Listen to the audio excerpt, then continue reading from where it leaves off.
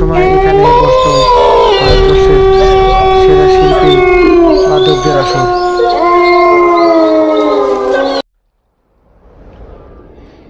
জনশ্রুতি আছে এই পরগনার নাম ছিল দেয়াং, সেটা ছিল রাজা শ্যাম রায়ের। এখন এটি কর্ণফুলী উপজেলার বড়উঠান ইউনিয়নের মিয়ারহাট এলাকার অংশ। দেয়াং পরগনার পাশেই ছিল প্রাচীন বন্দর।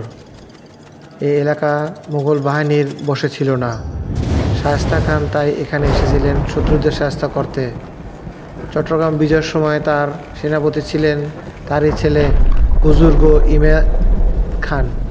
তার সেনাধ্যক্ষ ছিল রাজা শ্যাম রায়। তিনি ইসলাম ধর্ম গ্রহণ করে দেওয়ান মনোহর আলী নাম নিয়েছিলেন। জমিদার মনোহর আলী খানের বংশধর সাজ্জাদ আলী খান মিটু সপরিবারে থাকেন চট্টগ্রাম শহরে। তিনি জানান 1665 সাল থেকে এই পরিবারের জমিদারি শুরু। কয়েকশো বছর জমিদারি চলার পর সেই প্রথা বিলুপ্ত হয়ে কমতে থাকলে জমিদারের বংশীয়দের সৌজবীর্য পরিত্যক্ত হয়ে পড়ে পুরনো বাড়ি।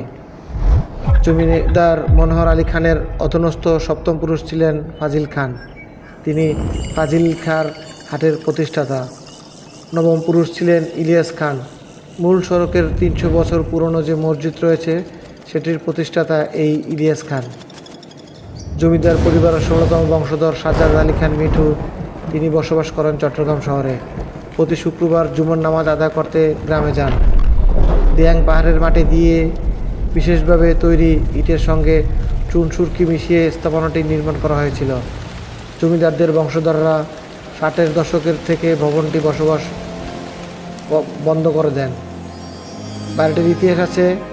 এই ইতিহাস সংরক্ষণ করে নিতে পারলেই পর্যটকরা এখানে এসে মনোমুগ্ধকর অভিজ্ঞতা সহকারে ফিরে যেতে পারবেন। ধন্যবাদ সবাইকে।